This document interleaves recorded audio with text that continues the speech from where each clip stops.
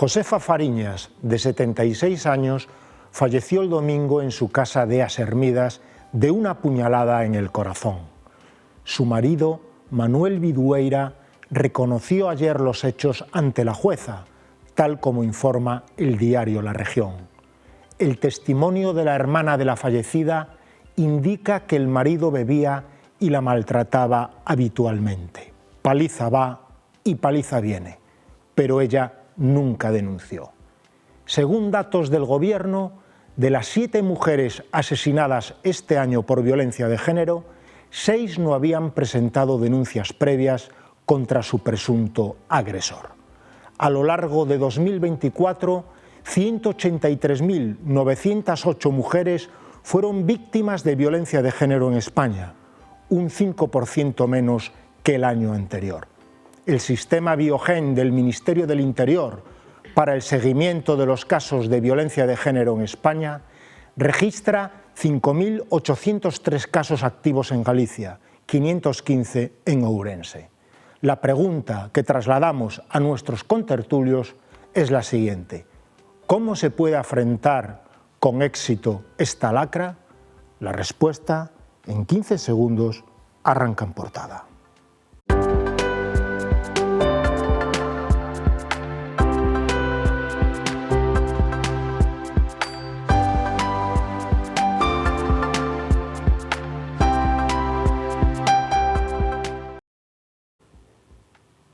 Buenos días, señoras y señores. Hoy miércoles 9 de abril iniciamos el programa 2392 de En Portada.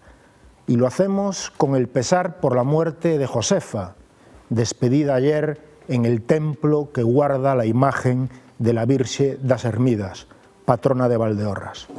Para abordar la lacra de la violencia de género en España, contamos con Antía Pousa, técnica da Rede Veciñal de Mulleres da Agrupación Miño. Benvida, Antía. Hola, bo día. Tamén contamos con José Ángel Feijó Mirón, delegado de Cáritas en Ourense. Bienvenido, José Ángel. Buenos días. Y por último, contamos con la periodista y colaboradora de esta casa, Sonia Torre. Bienvenida, Sonia. Hola, Jaime. Bueno, vayamos pues al asunto central del día, al meollo de esta cuestión. Antía, Agrupación Miño, que representa a máis de 20 entidades veciñais de carácter rural situadas na cidade, desenvolve un programa de atención a mulleres vulnerables. Como funciona este programa? Bueno, pois este programa nace no ano 2019, baixo o nome de Rede Veciñal de Mulleres. Con este proxecto se quería dar resposta, por suposto, á situación de vulnerabilidade das mulleres do contexto que representa a Agrupación Miño, do rural e da periferia do Concello de Ourense, tendo en conta que cando unha muller está sufrindo unha situación de vulnerabilidade ou de violencia machista, probablemente as persoas que antes o saiban sea a súa rede veciñal, non? As veciñas, os veciños que diariamente teñen contacto con ela. Entón, sabendo que o feito de vivir no rural tamén supón un hándicap a hora de enfrentar as situacións de violencia machista, por alonxamento dos servizos, porque as mulleres moitas veces nestes contextos non teñen a posibilidade nin de poder trasladarse, que existe certa dependencia económica, co envellecemento do rural e demais, pois creouse dende a agrupación que se podía dar resposta dende ese contexto máis próximo, máis cercano, e dende aí se presentou o proxecto da Rede Veciñal de Mulleres que pretende dar resposta integral, non? Por iso ten varias patas: o acompañamento psicosocial, hai acompañamentos sociais a través de traballadora social, da búsqueda do lueiro, da búsqueda de vivenda, de acompañar a poñer unha denuncia, de acompañar nun xulgado. Hai un asesoramento xurídico que creemos que é fundamental nestes casos. Por suposto, hai un acompañamento psicolóxico para estas mulleres e cando elas estean preparadas tamén hai un asesoramento laboral para poder introducirse no mercado laboral e gañar en autonomía e independencia.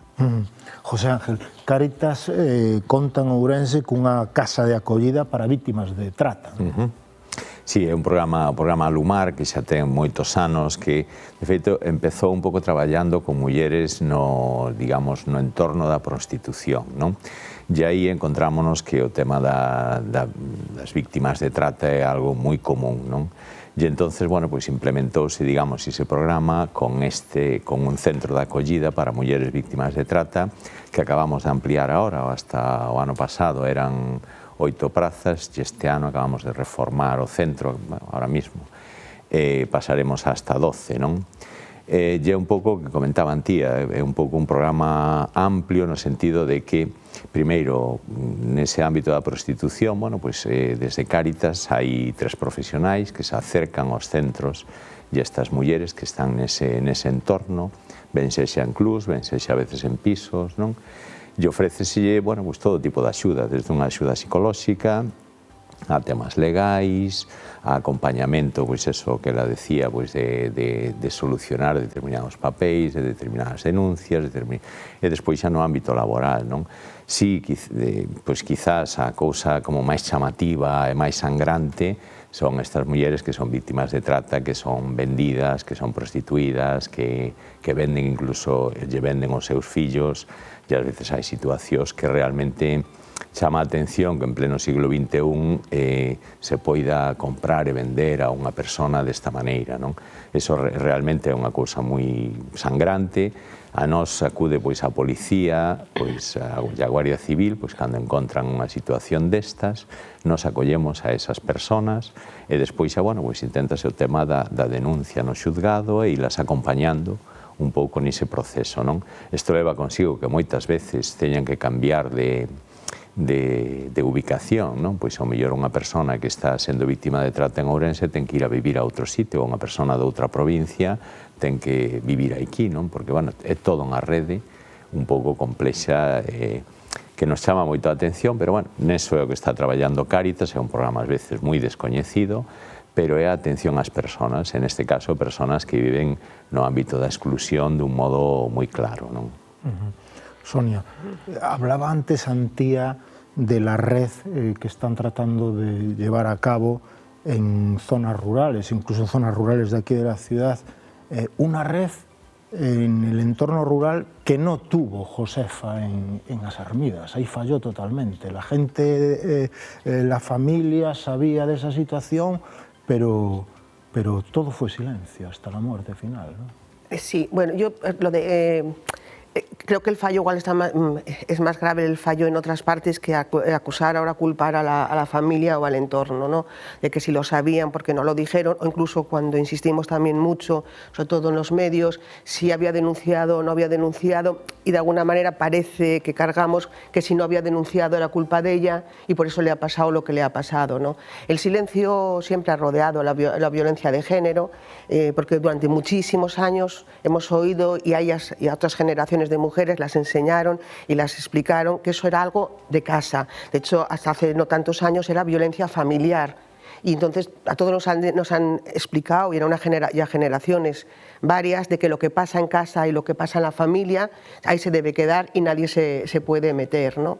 Lo que es una pena es que después de años, y yo creo que fuimos muchas las que estuvimos peleando, muchas generaciones, para hacer esto visible, para que esto se conociese, la sociedad supiera lo que es un maltratador y que no hay atenuantes, da igual que beba o da igual que tenga alguna adicción o da igual, eso no es lo que está en el fondo de la violencia de género, porque si bebe y es violento se estaría dando bofetadas con todo el barrio y con todos los vecinos, pero no, va a la mujer, ¿no? La violencia de género o la violencia machista es esa que se ejerce contra la mujer por ser mujer. Y no es nada banal, y no es nada tampoco que ahora estemos en un momento que eso se está negando. Entonces es fácil, se está negando desde partidos políticos, se está negando desde diferentes instancias, ¿no? Es que no es violencia de género, no existe, porque si me pega a mí una mujer, eso también está contemplado en el Código Penal, ¿no? O sea, si yo te pego a ti una paliza no me voy de rositas. O sea, pasa que hay atenuantes porque hay que entender qué hay detrás de esa violencia de género. Y antes de llegar al final, o sea, al asesinato puro y duro, hay que entender que esas mujeres han pasado por unas violencias psicológicas, unas violencias económicas, unas violencias vicarias, o sea, mucho tipo de violencias antes de que llegue la primera bofetada, ¿no? Por eso, cuando todos o muchas personas dicen, es que yo no aguantaría, a mí a la primera bofetada yo me voy. No, no te vas, porque antes de que llegue la primera bofetada, él te ha hecho creer que no vales nada, que eres tonta, que nadie te quiere, te ha alejado de tu familia, no te deja hablar con amistades, te ha aislado absolutamente, no tienes independencia económica, sin él te vas a morir, sin él eres una absoluta porquería. Y tú eso te lo has creído porque es la persona que has elegido y a la que querías. Y es la persona que en un momento dado formaba tu entorno de alguna manera más protegido. Y entonces se instala el terror en la casa y después viene la violencia física, ¿no? Y entonces es algo muy difícil de salir, es algo muy complejo de asumir por parte de las víctimas, y eso es lo que debería entender también la justicia cuando habla de declaraciones contradictorias o de idas y venidas, es que denunció, retiró la denuncia, bueno, porque todo eso es mucho más complejo y hay que formarse, hay que formar a todos los implicados en lo que esto representa. Unha rede de apoio veciñal da man da agrupación Miño. A cantas mulleres atendestes no que vai? Pois agora mesmo, dentro do ano 2019, preto de 200 mulleres pasaron por algún dos servizos. Anualmente estamos falando dunha media de máis de 450 horas, entón, si multiplicamos, porque é verdade que moitas veces as institucións enchen a boca de decir cantos cartos, non, invirten en violencia de xénero, e a min vexo con terror cantos deses cartos non van directamente a servizos que melloren a vida das mulleres e das súas crianzas, non? Porque vemos pactos de Estado por cada recuncho do Estado español que se invirten en imprenta, en folletos, en encuadernacións, en merchandising de todo tipo, pois unha gorra, facer unha andaina, poñer un lazo lilá, non? E esos son cartos, e son cartos de todas as persoas que pagamos impostos e que estaríamos encantadas de que esos impostos fosen directamente a cubrir necesidades das mulleres e das crianzas, que, como ben decía Sonia, non teñen que levar o foco nin a responsabilidade de elas soas sair desa situación. Por eso, nós sí queremos poñer o foco en que cando chega un asasinato dunha muller por violencia de xénero é que fallou todo o sistema, absolutamente todo o sistema. Dende o policial, cando nos acompañamos a mulleres, aínda sigue sucedendo que se lle bota para atrás as mulleres e se lle están pedindo probas. Entón, bueno, a mí sempre me gusta decir, aquí non vimos para dar probas, se supón que a policía tamén investiga, nos vimos a poñer unha denuncia. E se iso vai a chegar ou non para adiante, terá o que decir unha xuiza, un xuiz, non? Como decía Sonia, absolutamente de acordo en que o machismo impregna todo o sistema xudicial, e aínda que se sigan aprobando leis, as cuestións que criminalizan as mulleres que sufren a violencia siguen sendo terribles, o proceso xudicial revictimiza absolutamente as mulleres e iso fai que moitísimas decidamos non denunciar. Para que despois, cando non denunciamos, se poña o foco en que non denunciamos. Hoxe en día sabemos que calquera persoa pode denunciar. Unha veciña, se está escoitando que reiteradamente hai unha situación de violencia, porque hoxe en día sabemos, non, pois en edificios ou en casas ou en... Todo o mundo sabe, Ourense tamén é unha cidade pequena, non? Nos coñecemos casi todas as persoas. Entón, tamén é verdade que temos responsabilidade a nivel comunitaria, a nivel social. Eu teño unha responsabilidade coa veciñanza que me rodea, non? A todos os niveis. Entón, sí que é importante e é importante poñer o foco nas institucións, na xustiza e na veciñanza. Eu sí creo que debemos asumir esta responsabilidade. Lembro algo terrible, despois dun asasinato machista, iba escoitando a radio no coche e escoitaba o veciño do primeiro piso que decía: bueno, yo todos los días sabía que había problemas, porque ella gritaba socorro, socorro, ayúdenme. Pero ayer, cuando después de un golpe muy grande dejé de escucharla, ya vi que algo malo había pasado. De verdade somos capaces de vivir con que diariamente unha muller está pedindo socorro Isto no Código Penal podería ser, non? Omisión de socorro. Omisión. Eu creo que toda a sociedade estamos sendo cómplices dos agresores. Toda a sociedade, a nivel institucional, a nivel judicial e a nivel social. O sea, o agresor, cando hai unha denuncia, e obviamente é moi raro que se entre en prisión por unha denuncia de violencia de xénero, só é entrar por un quebrantamento, non? Que a xustiza toma como unha afrenta a unha sentenza que puxo en riba da mesa, pero non por violencia de xénero, non por as agresións que recibimos as mulleres. E el sigue coa súa vida normalmente, cos seus amigos, co seu traballo, sonrindo, recibindo sonrisas, apoio, e é que se pon o foco en nós, non? Padre José Ángel, parece mentira que en estos días, aquí, en Ourense, siglo XXI, todavía sigamos hablando de esclavitud, de compraventa de mujeres y de hijos, como hablabas. Sí, ciertamente es algo muy llamativo, ¿no? Y es cierto que a veces hay que poner el foco en aquellos problemas pues, que son más llamativos, ¿no? Yo, como decía Antía, pues, el tema de la violencia contra las mujeres, evidentemente es un elemento más de una violencia muy general y de una sociedad en donde se han perdido muchos valores y donde evidentemente pues, habrá que poner el foco en aquellos aspectos, ¿no? Que son más llamativos porque excluyen más o porque están haciendo daño a más personas, ¿no? Entonces, en este ámbito, yo creo que con la violencia de género, bueno, se ha hecho mucha ideología con este tema, ¿no? Y entonces a veces esto ha hecho, pues, como comentabais, ¿no? Que unos se muestren a favor, otros en contra, otros... Y que se empiece, digamos, como a discutir una cuestión ideológica, cuando detrás lo que hay son personas y lo que se trata es de ayudar a estas personas, ¿no?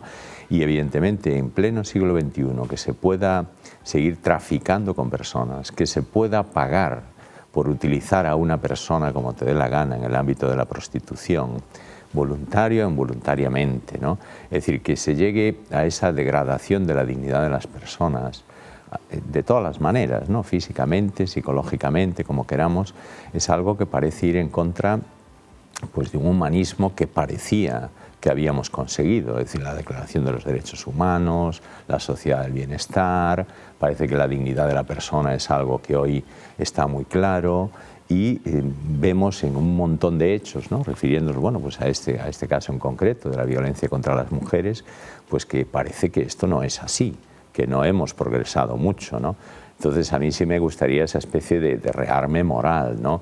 De volver a poner encima de la mesa una serie de valores básicos de atención a las personas, de atención pues, a los más excluidos, a los más vulnerables, a los que más lo necesitan, ¿no? Eso por lo que abogamos también desde Cáritas, ¿no? Atender a las personas, sobre todo a los que tienen menos recursos, menos medios, los más excluidos de la sociedad. Y en muchos casos serán las mujeres, claro, y en determinados ámbitos y en determinadas situaciones será así, ¿no? Hasta aquí la primera parte del programa, hacemos un alto en el camino y enseguida volvemos. No se vayan porque el tema lo merece.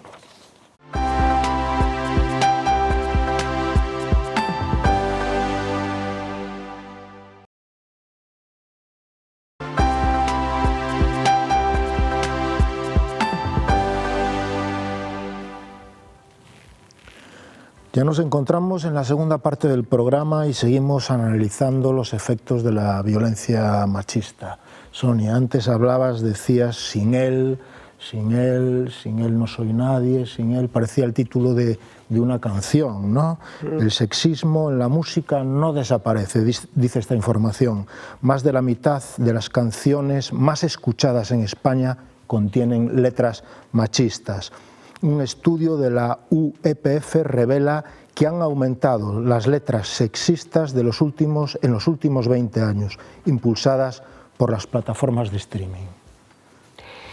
Bueno, yo creo que más que hayan aumentado las letras sexistas o las letras machistas, yo creo que han aumentado las letras donde se habla más explícitamente de una violencia sexual contra las mujeres. Letras machistas, pues ahí está el preso número 9 del mariachi, porque mató a la mujer que encontró con otra, ahí están los tangos, está Loquillo y la maté porque era mía, o sea, siempre en todas las canciones de ese supuesto amor, casi siempre ha habido contenido machista de mujeres asesinadas. Yo lo que creo que en los últimos tiempos lo que se está hablando es de muy explícitamente de un tipo de relación más bien de carácter sexual, violentas, donde las mujeres deben de asumir o se entiende que tienen que aceptar todo lo que el hombre propone. Eso viene también de que estamos también en unos momentos donde la educación sexual a la gente joven, y lo estamos viendo todos los días con casos tremendos de violaciones de menores, está siendo por la pornografía.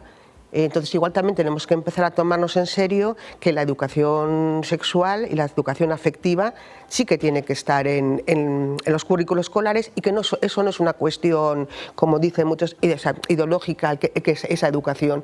Es una educación en derechos fundamentales y en derechos humanos. Saber cómo tenemos que relacionarnos y cómo tenemos que tratarnos. Yo creo que escucho a gente que da charlas en institutos que dicen cosas tremendas sobre cómo se están entendiendo ahora esas relaciones afectivos sexuales entre chavales de 14, 15 años. Es que estamos viendo, no me gusta mucho lo de repetirlo de manada, pero estamos viendo grupos de menores que están violando compañeras. Y eso es muy grave, ¿no? Es grave además porque de todos.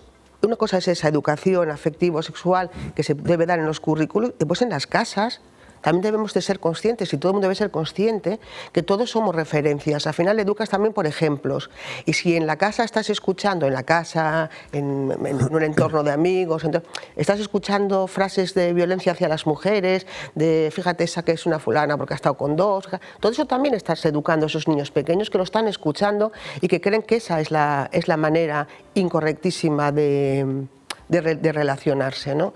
Entonces esto de las letras, al final el problema es que es mucho más de fondo, porque siempre queremos buscar o encontrar, bueno, es por las letras de una música o es por que pasó no sé qué en su situación. No, el problema es de raíz, y de la raíz de la educación machista y patriarcal que hemos vivido siempre.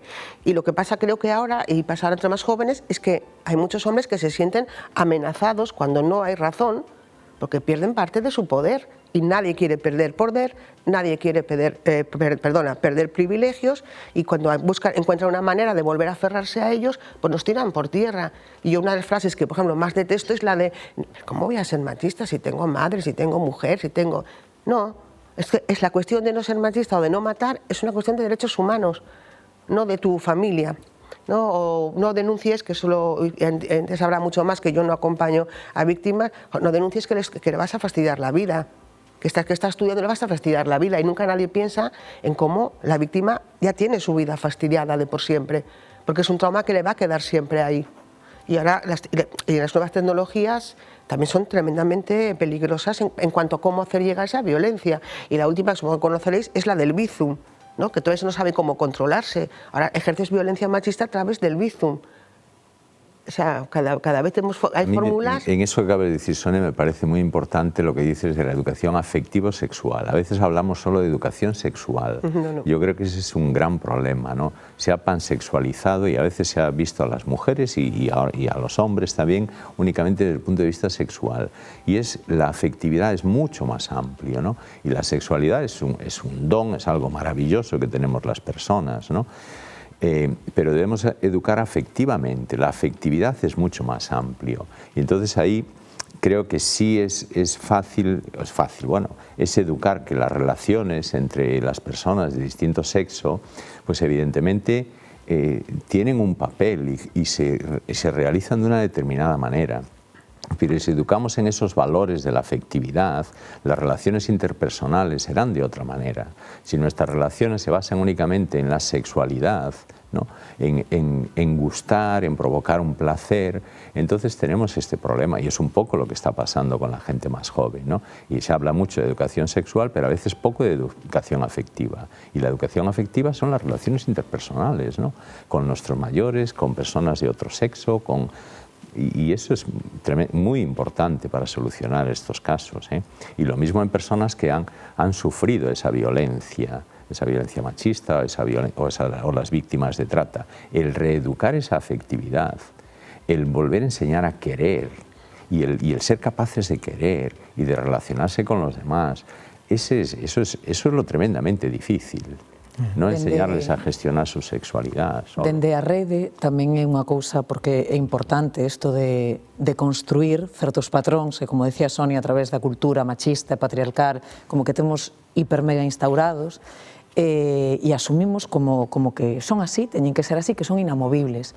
O bo das cuestións culturais é que son movibles, non? Que son avanzables, que son superables, non? E entón tamén damos obradoiros, traballamos en grupo coas mulleres e coas súas crianzas e traballamos dende a cultura do bo trato, non? A veces é máis eficaz poñer o foco en como deberían ser as cousas que non en decir o que facemos mal, porque cando tratamos de trasladar cal sería o xeito de ben tratarnos, pois xa estamos desbotando todo o outro, non? E o xeito de ben tratarnos comeza por unha mesma, non? Por como eu me trato a min mesma, como eu construo a miña autoestima. Non sempre decimos que ninguén ten culpa da familia na que naceu, ninguén escolle, nin lugar o mundo no que nace, nin quen é a súa familia. E cuestións que debería resolver a institución a través da escola, da educación, vemos que non está resolvendo, sino que hoxe en día as escolas son nichos de violencia no que ninguén se fai responsable de que as nosas crianzas, que nos obligan a que vayan ali, porque se supoñía que era o lugar onde nos igualaba a todas as persoas, non? Agora mesmo é unha selva onde sobrevive quen máis forte é. E iso tamén se instaura nas mentes das crianzas que exercen violencia sobre a xente máis vulnerable, non? Parecíame importantísimo o de criminalizar a quen está peor que nós, non? Isto é un discurso que tamén dende algúns partidos políticos se está poñendo no foco e que é totalmente perverso, porque poñer o foco en que a responsabilidade de que esteamos mal e de quen está peor que a nós e de criminalizar a esas persoas e de que eu me teño que facer forte machacando a quen está peor que a min é terrible. E entón aí sí que facer obradoiros de autoestima, de benquerer, de como tratarnos ben, porque realmente non o facemos. Non nos tratamos ben nin a nós mesmas, nin temos ninguén que nese currículum educativo nos ensine a traballar dende a emoción, a traballar dende o amor, a traballar dende o respeto, a traballar de que igual chamarlle tonta a unha persoa pode parecer pouco importante, pero se iso é diariamente e varias veces ao día, se sucede no fogar, se sucede na escola, se sucede no meu grupo de iguais, se sucede por parte dunha persoa docente, que se supón que son referentes, se sucede por parte da persoa que é a miña adestradora do equipo de baloncesto, pois acaba minando a miña autoestima e me vai a facer unha víctima moito máis fácil para o meu agresor. Nós temos a mulleres que cando chegan a nós nos decían: bueno, que eu a verdade, cando a miña parella comenzou a agredirme psicolóxicamente, para min non houve un cambio de chip, non me rechinou, porque a min na miña casa, na escola e na familia sempre me dixeron que era tonta, que non valía para nada, que era... E entón, cando ele empezou a facer isto, pois era como seguir o mesmo discurso que levaba escoitando toda a vida. Entón, temos que ser conscientes da responsabilidade que temos como familia, da responsabilidade que temos, pois eso, se nos dedicamos a unha profesión como a docencia, que creo que é algo que non está tampouco no currículum das persoas docentes. Non hai unha persoa que se dedica á docencia, non ten esta formación en perspectiva de xénero, en exclusión, en discursos de odio, non? En como ben tratarnos. E entón, bueno, pois como falábamos antes, é un problema estrutural. Bueno, para despedir el programa, ahora vamos a hacer una ronda rápida, casi que un titular. Vale, rápido.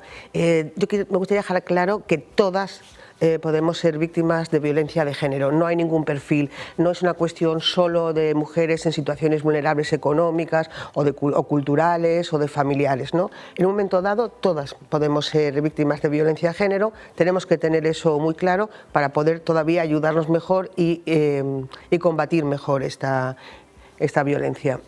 José Ángel. Yo, tomando pie de lo que decía Antía, querámonos más, tratémonos mejor y reconozcámonos como personas. Al final es aquello del Evangelio, tratar a los demás como quieres que te traten a ti mismo. Y entonces, pues, quererse bien, tratarse bien, y eso ayudará a que se erradique toda violencia, sobre todo contra las personas que más lo necesitan, a quien más hay que ayudar, ¿no? Antía. Eu faría un berro desto que, como sempre me gusta reclamar, pois reclamaría responsabilidade institucional, responsabilidade xudicial e responsabilidade social, non? Alimentemos esa comunidade que sempre nos salvou, aquí na Galiza sabémolo, e que nos seguirá salvando. Muy bien, hasta aquí en Portada. Les esperamos mañana jueves a las 11:30 horas. Recuerden el significado maravilloso de palabras como beso, caricia o abrazo.